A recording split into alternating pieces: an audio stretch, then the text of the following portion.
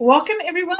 This is an episode of Diary of a Ghost Hunter, and it is a very special episode because number one, Anne isn't here. And number two, we have cousin Steve in the hot seat. Hello. And even hotter seat, we have Danielle. Yay. Say something Irish. Hoity hoy! Top of the morning to you. No one says that. To be sure. No one says that. Pint of Guinness, please. So we thought we would take advantage of you actually being here back in the land of Oz that doesn't exist and interview you before you go back. So should we explain to the people, first of all, who Danielle is and how Danielle has earned the bi-national investigation badge that she has? Yes, Danielle is our foreign correspondent. She's our Irish correspondent, and there's a reason for that. What year did you leave Australia?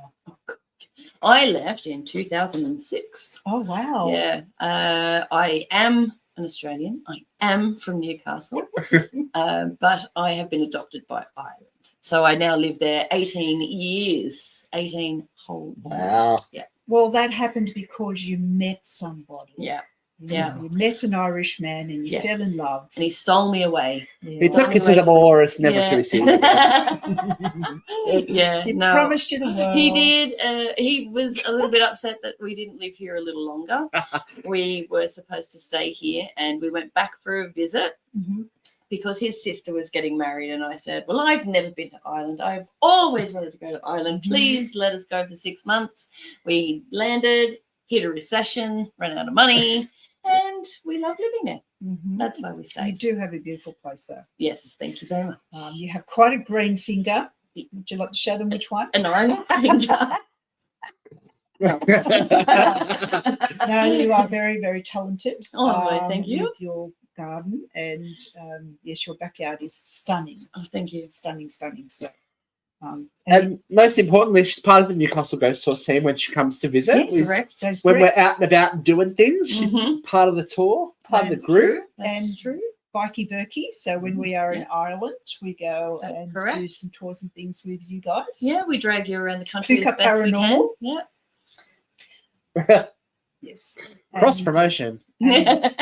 You've got some fabulous places to go. Oh, we are very spoiled. Yeah. And that's what today's going to be about. We're going to kind of get into it with Danielle and ask her some of the major differences and all that kind of stuff. But Renata has asked some questions as well, and she has those questions for you. No pressure. No pressure. So You better I just know want to it. say this is my little junior Puca, and he's been on a trip around Australia with me as well. So thank you to my Puca sister Rosemary for giving him to me. He has now been fully indoctrinated into the Australian heat wave. Oh God, he's been sweating his little So wool I'm just going to put him down. Okay, he can hang up the back with the chicken. Everyone else up the back. So An edge. yesterday I put up a little message to say that we were interviewing you today, and if any of our Frightfully Good family would like to send any questions in to ask you, and I've got a few. Good. So the first one comes from Arlene, and she says, if you have been back to a place several times, do the spirits recognize you? Has there ever been a place where you haven't felt welcomed? Or one where you didn't want to investigate because it creeped you out? So that's really 3 questions. 3 questions. Let's address them in order. Oh. What was the first one? Familiar spirits. Yeah. Do they recognise you? I say yes and no, because I've been to a couple of places a couple of times, and especially Loftus Hall. Like, let's just get it out there. That's just Loftus place. Hall. It's only Loftus Hall, you know. Just a trifle little place. Drop a name. But I have to say it is my favourite place, and I have been there several times. Jealousy. I have felt both answers to question 1 and question 2 there. So question 1 was, do I feel familiarities? Yes. Mm-hmm. There was and you witnessed this as well when we went there, that in one of the rooms we did a Ouija board sort of session, and I felt that there was someone trying to come across to me, and I'm very poker face. I don't like to give anything away. I don't like to sort of lead people in any way, shape or form. Short story, this boy came across, a little boy called Charlie. And on another visit, Charlie also appeared on the same Ouija board, well, a different Ouija board, but the same room. Mhm. And I got a little bit more information about how he was a young boy and that he drowned apparently in that room. But he felt like he was reaching out to me. And I'm not sure if that's a familiarity that he recognized me, or I was just more open to being spoken to by this entity. Also, second part of the question, I really didn't feel comfortable in the tapestry room of Loftus Hall. It is alleged that most women don't feel comfortable in that room, but I have never in my life felt nauseous to the point where I had to leave. Wow. And I was nauseous, I was dizzy. 3 or 4 women left before me, and I was being, strong, and I know it. Yeah, I'll carry on. And got to a point where I was like, no, I actually have to leave. And I felt angry, I felt headachy, I felt sick, and never been affected like that in any other location. So I left the room, and immediately upon leaving, I felt fine. Was that the last time you were at Loftus Hall, or were you at Loftus after that? I was at Loftus after that, but I didn't go into that room. Oh, right, okay. I didn't go back in that room. Yeah. And so that would kind of go into question 3 a little bit, where you wouldn't want to go into that particular room because it did creep you out. And not really in an investigation sense, but my mother used to live in a house in Morpeth, and the fella she was with at the time used to renovate old houses. So there was one particular room in this house that I couldn't step past the threshold. And I was very open to everything from a young age. So I was like, there's something not right with this room. And turns out a few weeks later, a neighbour came along and went, oh, that's old such and such's room. She died in there. And that's her bed. The bed was still in the room. Nice. And so no, couldn't do that. Couldn't go in there. And we're talking about Morpeth in Australia. Yes. Morpeth, Newcastle. Yes, I forgot. So you had a very similar moment in Oliver House, remember? When we went upstairs to the room where that little girl Yes. passed away from her injuries. Yes. And you're like, no. Right. Oh, in the years that I have known you, I haven't seen you turn tail and push people out of the way. But that was a bit of an intense moment. Yeah, I've had instances, and another one happened when I was in Tasmania with Anne, and we were in one of the places there investigating. And it's like, if I get a real sense that they're not allowing me into a space, I'll just say, don't come in. And so I go, okay, I'm not going to until I feel that you are ready to let me in. So that's happened to me a few times.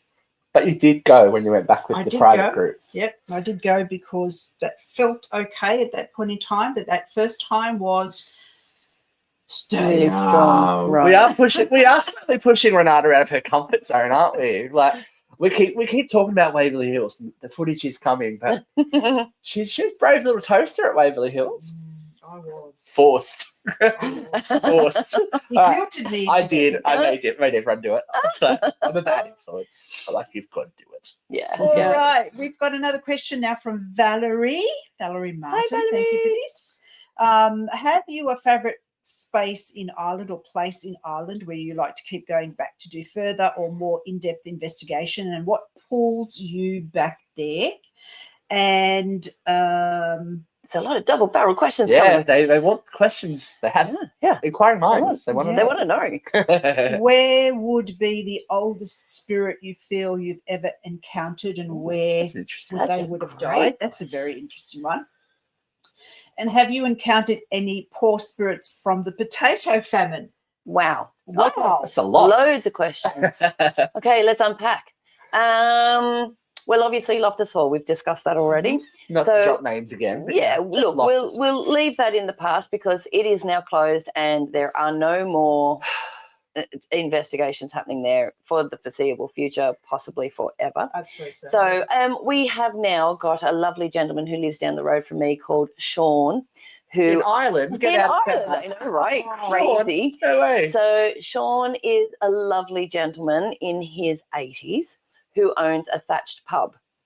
and it's called the Fisherman's Inn, and it's really cool. Like he swears that he has a spirit in there called Alex who moves a boat. You walk into this place, and it's one of those lovely old pubs that's just completely wall to wall with paraphernalia and bric-a-brac and whatnot. So he asked us if we would go in, and now it's a working pub till 11 o'clock, 7 days a week. So we had to go in and wait until everyone was gone before we could investigate. But the second we walked in, it was like, there's something going on. There's something going on. So only Rosemary and myself could go there this particular night, and we did the Estes.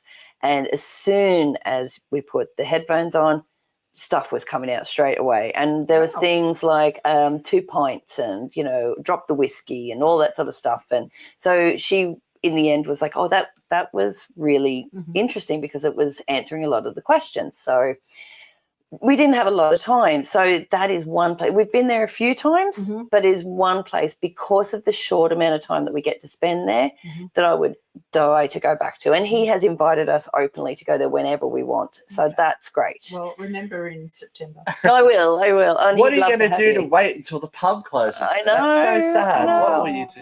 I don't know. Talk about a drunken sailor. But yeah, no. And then oldest, that would be a really hard one to sort of navigate. Like, how do you know unless you really nail down a year?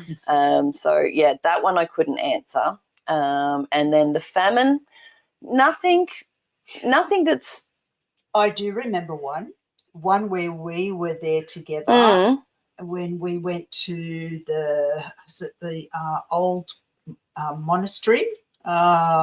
The one with the tree in the middle. Oh, yes, yeah. Muckross Abbey.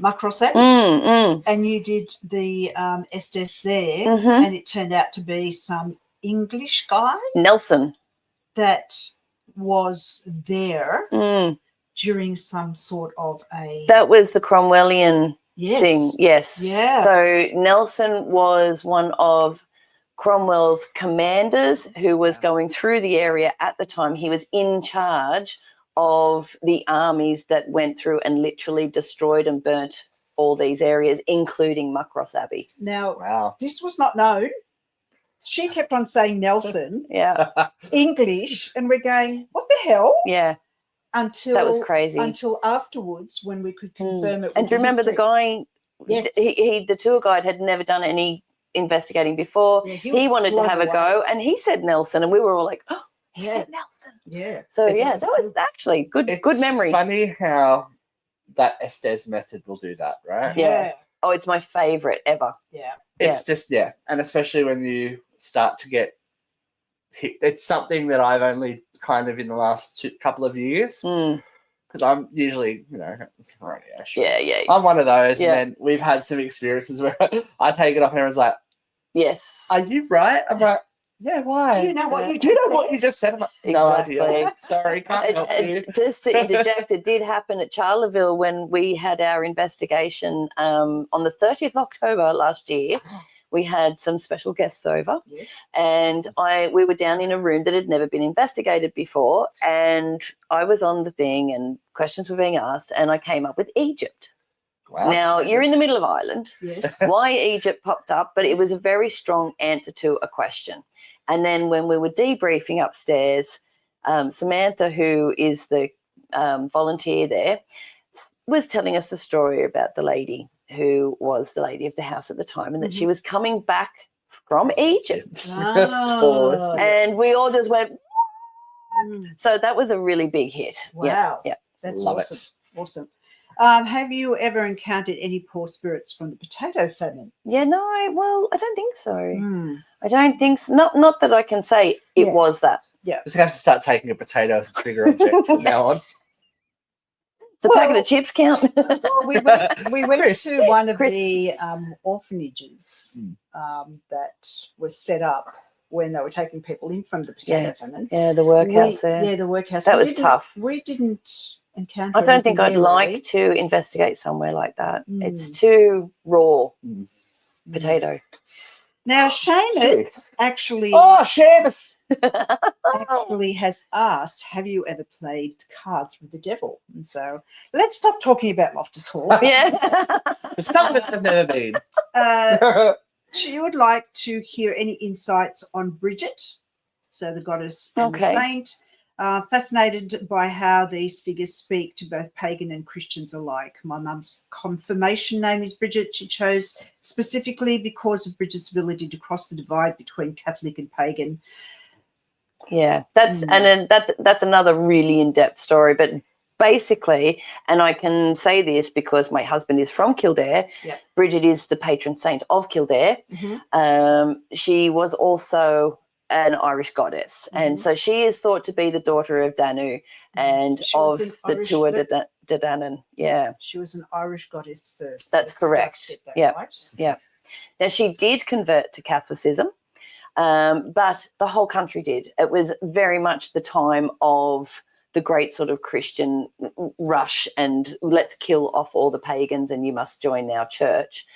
So her story is that she went to the High King of the area. I can't remember if it's Leinster, so I don't want to say things that are wrong, and asked for some land to set up her monastery. And the king said, well, whatever your cloak can cover is the land you can have. And so the story is that as she got to the Curragh, which is exactly where my husband is from and where we lived for a long time, it's a big open grass plain. Apparently, as she unfolded her cloak, it just kept unfolding because she was there for the people of Ireland. And so her spirit was true. So it unfolded and opened up to acres and acres and acres of land. And he, of course, had to give her this land then, which then became Kildare.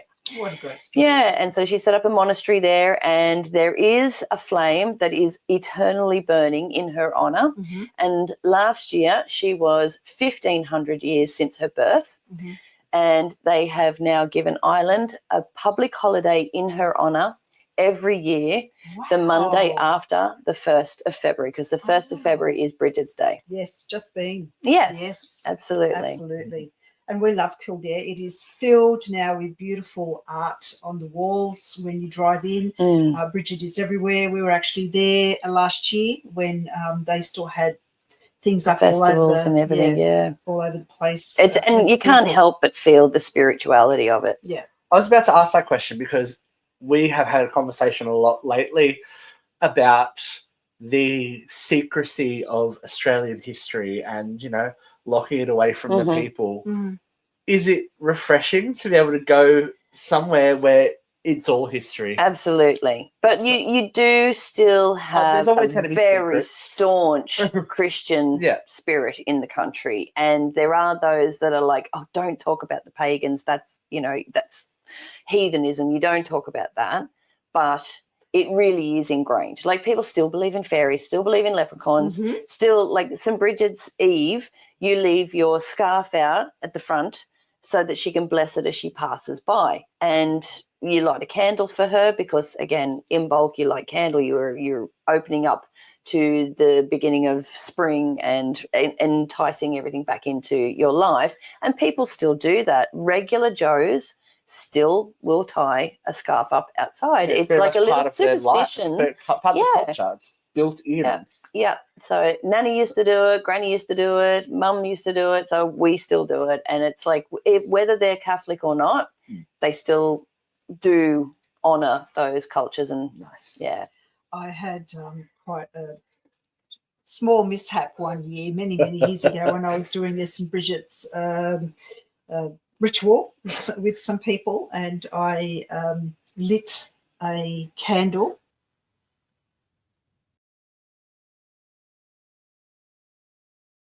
Okay, picking it up. Next question. So we have one more question from Lisa Christian.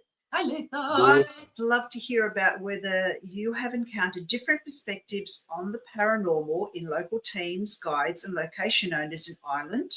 Perhaps those have been influenced or those have influenced you in some ways. Some of this could relate to culture and legends, and whether people are actually a little bit more open in having paranormal teams at places. She also asks about most memorable personal experiences and favourite methods of investigating. Oh, Lisa has 17 questions. That's a surprise. And thoughts on some of the challenges in investigating. whatever you would like to talk about. Gosh, You guys. choose. Question 1, part 1. You're really chucking on the deep questions here. Okay, so in terms of how I feel about the differences over there to compared to here, maybe. Yeah. There is a lot of teams over there, a lot of paranormal teams. Some of them can be quite, can I say bitchy? You can. Some of them can be quite bitchy. So if you, and a lot of it is who you know. So getting into places can be difficult because they could be locked down to a certain team who are, that's the resident team, which just means they've got more money than anyone else. We personally do it just for fun. So we don't open our investigations up to the public. I mean, our insurance only covers us up to 10 people anyway. So like the difference between having a small group like that and then getting insurance for open investigations is fourfold. It is ridiculously expensive. So we would then have to throw that cost onto other people. And because it has become more popular, sites, as Renata will know, sites have become extremely greedy. So places that you could go in for a couple of €100 3 or 4 years ago are now charging anywhere near 800 to 1,000 euros to go into. And then you have to put that cost onto the people you bring with you. And it's just not fair. So we go along more with other teams and collaborate with other teams. But again, we're very choosy who we go with because we're not into it for all the fame and the glory. And there are some teams who do like to sort of put that image ahead of authenticity. Now, I'm definitely not going to name any teams because I don't need to open that can of worms, but there are very obvious people who are like that, and we just try to stay away and let them do what they want to do. That's their thing. Happy days. We're just all about having a bit of crack and finding answers for ourselves. There's an audience for everyone. Absolutely. And you've just got to find, and I think we've discovered that as well. When the people that we've worked with in the time that I've worked with you find people that you mesh with. Yes. Yeah. And you don't have to necessarily have the exact same, methods and stuff like that, but just as long as you have the same intent. Yes, I agree. And thing. I've gone along as a guest with several groups who I would definitely go along with again. And I found that they're a bit more relaxed and a bit more sort of easygoing. And they like to have a bit of fun, and it's not stiff and, you have to do this by this rule and that, have a bit of fun. And that's how I ended up finding the Pucas, because I was looking for places to go when Anne and Renata came over that we could all go to together as, guests of their team. And they were like, oh, we'll do this, and do you want to go here, and can we show you this place, and have you got time tomorrow? We'll go and climb a farmer's fence and jump onto someone's property. You climbed a fence? But Is there footage of you climbing a fence? Climbing the fence. Renata's gravity issues. But we don't trespass. I have to stress that. These places are open. They're just private property, but they're allowing people to come in. So we don't go in and do a full investigation. We just go and have a look around. But that's how I found the Pucas, and they were very kind to ask me to be a team member. Wow. So, yeah. Because that must have been a job in itself, like going from here, yes, where it's hard. It's so hard to find a group to join. Yeah. And then you've transplanted yourself over there, and you're like, oh, I love this. How do I do it? Well, that was the thing, is like I could have joined many different teams because they're so fluid. But it was just the cost, really, because they're going out all the time, and these places could be 3 hours away. So you'd be paying for the petrol, paying for your entry into the place, and it wasn't a viable thing when I was trying to save to buy a house. Totally understandable. Yeah. Is there any method or anything that you have found that they use in Ireland, for example, that we don't know about here? Interesting. They do use the pendulum a lot. I mean, I think most paranormal groups would be looking at other groups internationally to see what's new, what's available. There's not really a lot of places you can buy your paranormal equipment from. So, yourself like Ghost Stop and stuff like that. And obviously Oz Paratech. so people are buying the same equipment. Not many people are making their own equipment. And if they are, they're keeping it very sort of in-house. So there are a couple of groups that do things a little differently. But in general, no. In general, it's all the same. Yeah. There's only a certain amount of things that you can do, really. That's really it, yeah. And then it comes down to you finding what works and then kind of doing your own extensions on that, or trying something a little bit different. Because some people should really be more into it themselves and using their own internal sort of intuitions and stuff instead of relying on gadgets. Not from ozparatech.com, of course. But yeah, like you can get just as much by sitting there and being still and observing your surroundings as you can by getting out a couple of K2 maybe. And then it becomes interesting when you do have the equipment that can back up the experience. Right. Like that makes it even further. So there's a lot to be said for both. 100%. I mean, I'm a huge gadgety person. I love it, especially with ozparatech.com. Oh, look, Anne's going to love you. I know, right? Do you find that the guests have different attitudes overseas? Do they expect more? Do they behave themselves? Are they easily swayed by what group leaders might tell them? Yes, I from going on a couple of things with yourselves and seeing how your guests are, there is a very different sort of feeling, I think. Most people who go on paranormal investigations in Ireland are really interested. It's not like let's just do it for a Friday night laugh. We're not half drunk. No, and there's 100% no drinking. Like you sign waivers for most places that you don't drink on the tours, which I think is a really important thing because safety first, people. But yeah, the attitude really is a bit more respect. It's more understanding the history of the place, why there could be ghosts there. What is the history of this? Is it relatable to today's culture?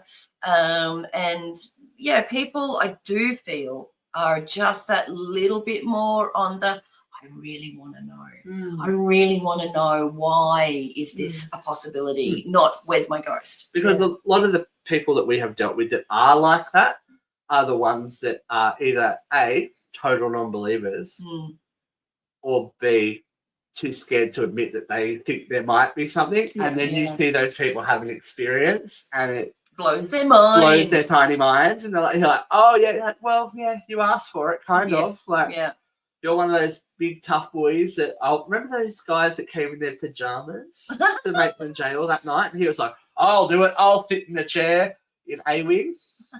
He was up, out, and out the door in less than 5 minutes because he was like, "Oh, it's bullshit," blah, blah, blah, and it was done. I don't know what happened to the poor fella, but he was about 6'5", I reckon, built like a brick shit house. He's like, "Oh, I'll do it. It's fine." He's like, "Stop, touch my fucking neck off." He was done, and I was like, we had a fellow at Lep Castle, Ireland's most haunted castle. Oh, that name. Just pick that name up and put it over here with Loftus. So this guy was along with a group, and I was as a guest with another group. It wasn't with the Pucas, and he was very much a skeptic, and he just sort of stood back like this the whole time. And I'd use this, they called it the sonic ear, you know, with the headphones and the microphone. The one you we know. Yeah, right. So I actually really love that. So do I. Everyone does. You Until someone stands next to you. Unless you're the one that has to pick to set them up all the time. But, so I was there listening, and I heard this name, and I'm just going to say Martin because I think that's what his name was. But it was like Martin. Out of everything else, clear as a bell, as if it was speaking directly into the microphone. And I was like, "Oh, Martin." Nothing was said. So we went downstairs to the middle room, and there's a minstrel's gallery. Yes. So he was sitting directly underneath that, and I was on the far side of the room watching what was going on opposite me. And he was sitting there, and all of a sudden, this big lamp fell from a shelf behind him and smacked him on the head. And he was like, "What?" You know, and we're like, "We got this on camera." And of course, we didn't because electrics don't work. So we went straight to the laptop, went to have a look, and it went blank. 2 seconds before it hit his head. Oh no. So then we were like, does anybody want to go in the side room off the stairwell, which is like a little priest hold, but it's not, but it's, you know, tiny little room, so that's what we call it. And he's like, I'll go. So we went back up to the bloody chapel. The bloody chapel in Lep Castle. I'll put that over. And left him on his own for a couple of minutes, and he came out and he was white as a sheet, and he was like, yeah, no, I don't know what to say. I don't know how to describe what happened, but there could be things, there could be something. And we're like, okay. And we're like, someone goes, oh, so Martin, you're a believer now. And I went, Martin? That was the name I heard in the bloody chapel. And they're all like, what? So he walked out almost a believer. Yeah. It's nice to see that change. Yeah. Or not even that change, just having something happen that makes them question. Yes. We've had it a fair few times. When we did Brock and Grossman House, I the only person that was with me was Karen, our lovely Karen. And it was the only time we've done the tour where we had teenage girls in the group, and down in the sitting room, it went berserk. Right. Like cat balls, the coffin, the red pod going off, and we had ghost tube and all that kind of stuff going off, and it was giving relevant information to these girls' lives. It was the most insane thing. I had one of these once. Right. And I was saying, if there's go stand near someone that you'd like to interact with, and his cat ball kept going off, and then he kind of went, and I noticed it, and I was like, okay, I'll leave it. And I said, so did anyone have anything funky happen? I said, what about you beside the cat ball? I noticed you had a little shrug. He goes, yeah, someone pushed me. It's like, that was the weirdest thing I've ever experienced in my life. I'm like, tick. Because the arms came unfolded after that, and I was like, okay, you've had, like, in one of the most unsuspecting places, because that place is not a like raw kind of grab you, shake you energy, but that night just sit with those girls there, it just seemed to be like teenage hormones charge up the place, and they had a lot to say. And I think that has a lot to do with it. I think if you're really stiff and quiet, you're affecting the energy. You know, you really need to sort of be open and happy to charge the air with your energy, whether that be talking, laughing, you know, fiddling around with stuff. Just be with the right mix of people. It's funny how that works too. Like, you'll have too many of these ones and nothing will happen. But if it's one or two, and then they get their little moment and they start to go, wait, what was that? And you can see them start to get really involved in stuff, and then by the time they leave, they're like, "Oh, can you, on the Facebook and the the YouTube and the it's like, yeah, cool, man." Like, I love that. 10 minutes. 20 minutes. And they were the ones there, like, "Oh, you're gonna get a tour." You feel like you've done your quota after the day. Like, tick, tears and fears, KPIs. We love it. Yeah, it's always good to get someone who's like gone in, maybe just humming and hawing, but at the end of it, like, oh, show me how to use that, and tell me how you do that again, and why, and especially when they ask the whys, I find that really interesting. They go, why did we do that, and why is that? Well, this is this, and they go, oh, okay, cool, and you can see them going home, like, you wonder what their Google search is like for a couple of days. What's my next tour? Yeah, exactly. I have a question. Okay, go. Is there a location, dream location you haven't been yet? Dream? Oh, I want to go to Romania. Oh. I would love to do Romania. I would love to go to the States. I wouldn't love to go to the States. Let's just put that there. I would like to investigate. There's a couple of places in the States I would like to investigate. Waverley, obviously. Oh, I don't know what that's like. And I'd love to go to Salem. Like, just not necessarily to investigate, but just to go. I would love to do a little bit more here. Obviously. So, you know, that would be something that would be a big tick for me, because when I was living here, there was nowhere to go paranormal investigating that didn't involve traveling hours or a lot of money. And I really do think whoever out there is listening, you really need to open some places up so that we can experience the same sort of cultural and psychological experiences that you get in these locations in Europe, because it really does get you connected with the culture of the land. It gets you connected in the history, and we're not there to take the piss and damage the property. We're there to experience. And God, there's so many places here that really have a history that we could get into. And just to help them to understand that opening the door to this, Yes. there's always going to be that outlying, black t-shirt That's with right. hair gel, raw, come at me, ghost Yeah. kind of thing.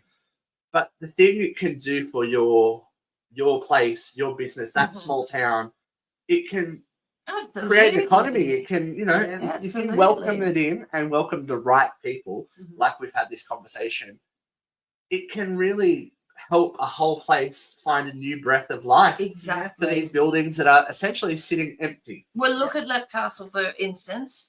The money he charges goes directly into renovating that castle. And if not for that, then it would be a ruin. Yeah. And it would just be no good to anybody. Do you know? Like, there's a positivity to opening the doors, to just letting people in to investigate, even if it's only a couple of hours, like my friend Sean in the Fisherman's Inn. I mean, God, I'd go back there every night if I could, but, I'd prefer he shut the place for a day so I get a good amount of time in there. But it helps him. Yeah. It helps him. It gets his name out there. People are now going to the pub going, we heard about you. Yeah. He's off the beaten track. And, it's a pub. People aren't going to go out in the middle of nowhere to drink because they have to drive. So now people are going there for other reasons, lunch, having cups of tea, spending money. If they do want to go to the pub and investigate, then they're looking for accommodation Exactly. there. And then if they're looking for accommodation, they're looking for somewhere to eat, something to do during the day. Like it all bleeds through. That's right. Small towns can survive through dark tourism. That's right. That's exactly right. Well, thank you so much. It's been amazing to hear your story. Thank you very much. And answering all of the questions. So we thank everyone for the questions. questions. Thanks for your questions. They were really sent in. intense. So thank you very much. We shall meet again Oh, yes, we will. this year in September when we go over and see you. Please come and visit me. Maybe you'll have to do the reverse. Maybe they can interview you. Oh, 100%. We can do that. They We can will. interview you, and if we do a reverse interview, ghost hunting diaries. Yeah, Beautifulness. that would be interesting. It would be. So thanks, Danielle. Thank you, Thank Steve. you. Thank Thank you, you. everyone. And don't forget, look up Puca Paranormal. That's right.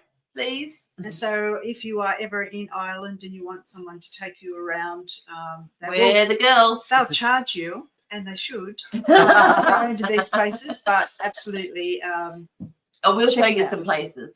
And we'll have a link to Puca Thank you. on this episode. And so until next time, see you on the dark side. Yeah. And don't be a dickhead. Oh, she did it. She did it. Bye. Bye.